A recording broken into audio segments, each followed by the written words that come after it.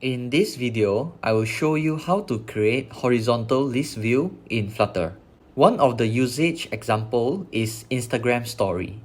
You can see that Instagram Story display multiple circle-shaped avatar icons and it's scrollable. Before we dive into the code, don't forget to hit the subscribe button. So here I have created a Flutter application and the body container widget is empty. So I will create the horizontal list view from scratch. Firstly, I will use list view builder.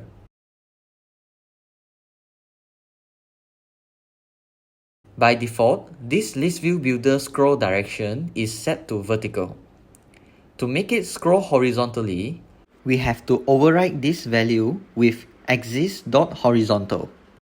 Then, I will set the item count value to a static value. Now, in the item builder is where we create the circle avatar. I will fast forward this process as we had a video specifically on creating circle avatar, which I will pin it on the top right.